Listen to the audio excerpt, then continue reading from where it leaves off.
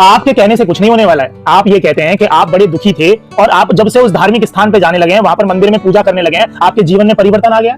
आपको लगता है कि जब से आप उस बाबा को मानने लगे हैं, वो आपका भविष्य बदल रहा है। आपको ये भी लगता होगा कि इस एस्ट्रोलॉजर की वजह से मेरे जीवन में सुख आ रहा है, जब से मैंने ये पत्थर पहन लिया है, ये मेरे भविष्य को बदल रहा है। दरअसल में ना वो पत्थर बदल रहा है, ना वो एस्ट्रोलॉजर बदल रहा है, ना वो धार्मिक स्थान आपके जीवन में परिवर्तन लेके आ रहा है, और ना ही बाबा कोई चमत्कार कर रहा है। ये चमत्कार कर रहा है आपका विश्वास, क्योंकि आपने विश्वास अपने भीतर से निकालकर उस धार्मिक स्थान पे लगा दिया, उस बाबा में लगा दिया, उस एस्ट्रोलॉजर में लगा दिया, उस पत्थर में लगा दिया, और अब उस विश्वास ने आपको इतना मानसिक गुलाम करके रखा हुआ है। अगर साल में 2 बार आप उस धार्मिक स्थान पे ना जाओ तो आपको यह लगने लगता है कि आपकी प्रगति रुक गई है, आपके जीवन में सुकून चला गया। इसलिए भागते हो 6 महीने में, भीड़ करते हो वहां पर जाकर। ये इसलिए भीड़ है क्योंकि आपका विश्वास उस धार्मिक स्थान पे आ गया है, आपका विश्वास आप में से खत्म हो गया है।